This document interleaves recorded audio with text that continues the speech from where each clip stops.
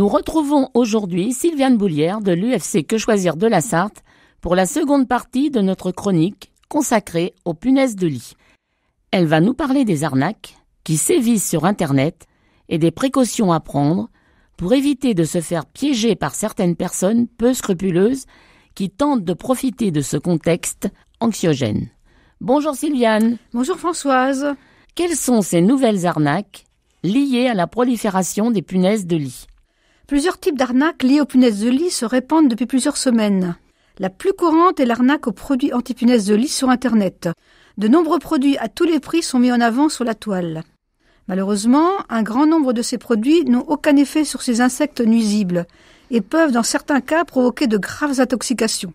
L'ANSES, Agence nationale de sécurité sanitaire, avait déjà alerté la population sur les risques pour la santé, puisque de 2007 à 2021, pas moins de 1056 cas d'exposition à ces produits toxiques ont été traités par les centres antipoison. Qu'en est-il des faux exterminateurs qui peuvent vous arnaquer? Pour lutter contre les punaises de lit, certains préfèrent faire appel à des professionnels, mais ne tombent pas toujours sur des personnes très honnêtes. On vous déconseille donc fortement de faire appel au premier venu par le biais d'une petite annonce ou sur Internet, même s'il promet une éradication efficace et rapide, sous peine de vous retrouver à payer cher un service totalement inefficace. Comment différencier les professionnels fiables des arnaqueurs? Pour éviter les arnaques, certains signes d'une escroquerie doivent vous alerter. Certains professionnels font croire à la présence de punaises de lit alors qu'il n'y en a pas. Ne respectent pas les règles relatives à votre information précontractuelle et au devis. Alors vérifiez les coordonnées du professionnel indiquées sur le devis, le détail des prestations prévues, les frais de déplacement éventuels, le coût hors taxe et TTC, les conditions de règlement. Ils usent aussi de pratiques commerciales trompeuses sur la qualité de leurs prestations. Ils facturent des produits et ou des interventions inefficaces. Demandez au professionnel de communiquer son protocole de traitement. Ils encaissent des paiements sans réaliser la prestation. Ne payez rien tant que la prestation n'est pas réalisée.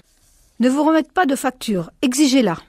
Que nous conseillez-vous pour éviter tout cela? Mieux vaut faire appel à un artisan certifié par les pouvoirs publics en passant par la CS3D.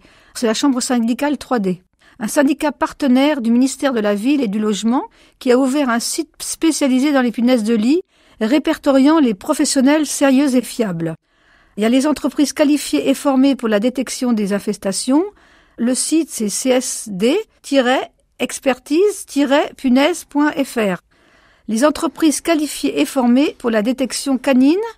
Le site, c'est sedc.expertise-détection.canine.punaise.de.lit.fr. Pour plus de sécurité, mieux vaut contacter au moins 2 professionnels de la désinsectisation afin de comparer leur devis. Surtout, évitez les entreprises qui proposent un diagnostic à distance, que ce soit en ligne, par téléphone ou par visioconférence, et privilégiez-en un réalisé directement sur place. Que faire si nous sommes victimes d'une arnaque? Si vous avez été confronté à un professionnel malhonnête, déposez au plus vite un signalement sur la plateforme Signal Conso, qui a développé une catégorie spécifique, service de lutte contre les rats, punaises de lit, désinfection. Vous pouvez également faire appel à notre association UFC Que Choisir de la Sarthe, qui est située au Mans.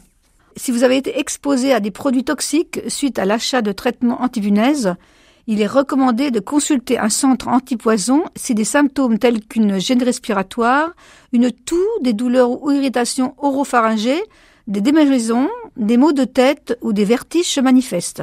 Merci Sylviane pour ces précieux conseils. Au revoir et à bientôt. Au revoir Françoise.